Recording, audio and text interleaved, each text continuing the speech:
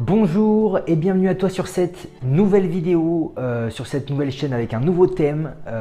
Alors, tout d'abord, avant de parler de qu'est-ce qu'un manager, de te faire découvrir un peu mon univers, mon domaine, ma thématique, je vais me présenter pour ceux qui ne me connaissent pas. Donc, je m'appelle Sacha Arnoux, j'ai 25 ans, je vis actuellement dans l'Est de la France et je suis manager depuis environ 1 an et demi maintenant entre Paris et l'Est de la France.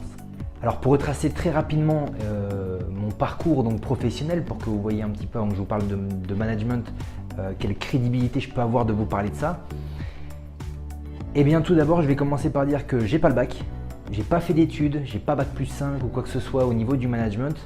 Et pourtant, ça ne m'empêche pas d'être un bon manager, tout simplement parce que je me suis self-made, je me suis fait tout seul, d'accord, à l'aide de livres, à l'aide de vidéos, de retours d'expérience de personnes que je peux connaître. Donc voilà, donc moi j'ai été au lycée, donc j'ai été en terminale et à la fin de ma terminale, enfin même pas à la fin de ma terminale, pendant ma terminale, je suis parti m'engager à l'armée volontairement pendant 4 ans.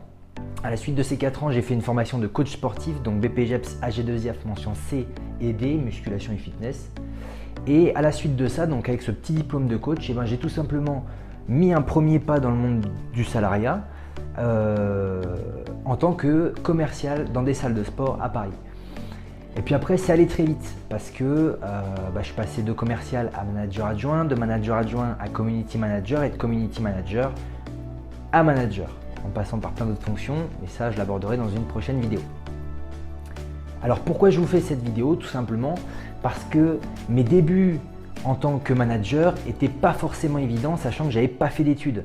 Je pense que ça doit être peut-être ton cas à toi.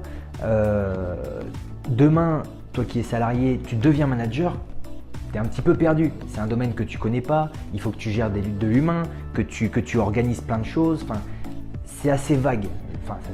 Quand tu ne connais pas, c'est assez vague le domaine du management.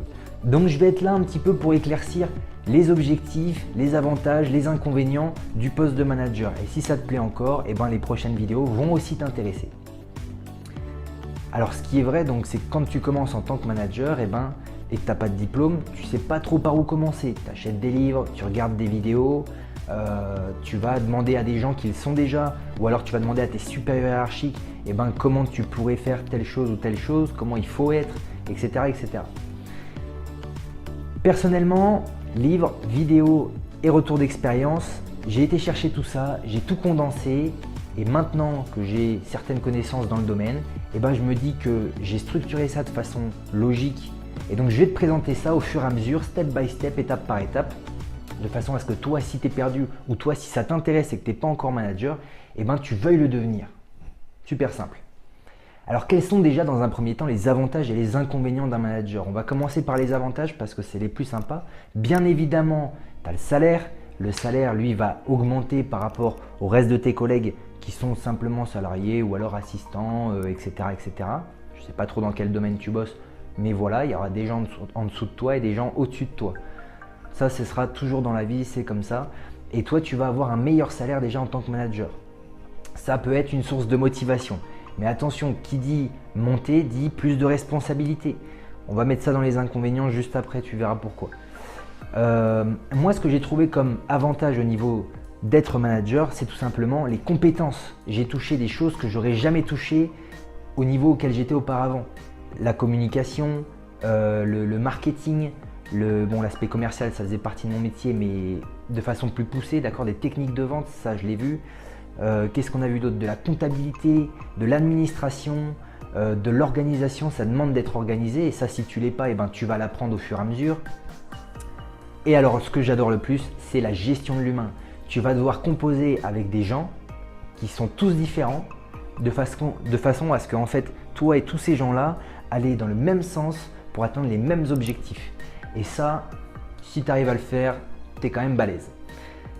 Et puis bien évidemment, un autre petit point, un autre petit avantage, bien évidemment, c'est la reconnaissance. Dire qu'on est manager, quelqu'un qui connaît un peu le métier, un peu le domaine, il sait que derrière, il y a des compétences spécifiques à avoir par rapport à ce poste.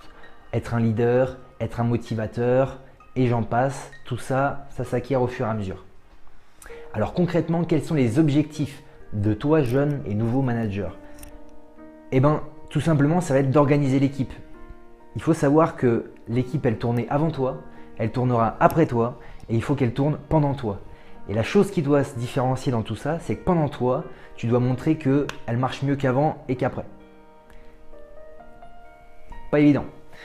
Il va falloir, par exemple, j'ai repris une petite liste de tâches que j'avais quand j'étais manager à Paris, donc, de façon à ce que tu vois un petit peu les objectifs d'un manager. Donc gérer les fournisseurs et les commandes, bien évidemment, ça c'est ton rôle, ainsi qu'une fois que tu reçois les commandes, il faut les contrôler. Voilà. La gestion des caisses, tout ce qui concerne l'argent, c'est pour toi, tu es le responsable maintenant. J'ai pas parlé des inconvénients, mais on y viendra plus tard.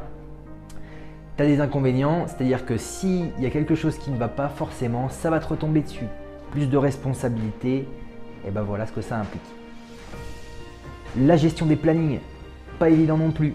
Tu vas avoir une équipe plus ou moins importante, ça peut aller de 2, 3, 4, 5 à 10 personnes, comme j'ai à l'heure actuelle. Et ben la gestion des plannings, c'est quelque chose qui est important. Satisfaire tout le monde de façon à ce que l'équipe tourne bien et que tout le monde soit content. C'est pas forcément évident, mais ça aussi, et ben ça s'apprend. Ok. Donc appliquer bien évidemment et faire appliquer les règlements, etc., etc. Bref, tu vas avoir un rôle de superviseur. Tu vas être le boss quand le directeur n'est pas là, ou tout simplement si tu es à la tête de ton établissement, que ce soit dans le commerce de prêt-à-porter, dans le loisir, dans le sport, etc., etc., ou dans le commerce de détail, j'en passe, tu vas être le superviseur. C'est toi qui vas prendre les décisions, qui va prendre des initiatives. Donc voilà un petit peu en quoi ça concerne le fait d'être manager. Maintenant qu'on a fait connaissance, j'en parlerai j'en parlerai un peu mieux dans les prochaines vidéos, en espérant que celle-ci t'a apporté des réponses ou t'a amené des nouvelles questions par rapport à ce poste-là. Donc voilà, n'hésite pas, je sais pas encore comment tout ça marche parce que je débarque un peu sur YouTube, mais il me semble que pour que tu suives les vidéos, il faut que tu t'abonnes. Ça c'est cool. Tu peux me suivre sur mes réseaux sociaux, je vais aussi balancer les liens dans la description. N'hésite pas si tu as des questions à les mettre en commentaire. Et puis moi je te dis tout simplement à bientôt la semaine prochaine lorsque j'enverrai du contenu de façon régulière. Bonne journée à toi.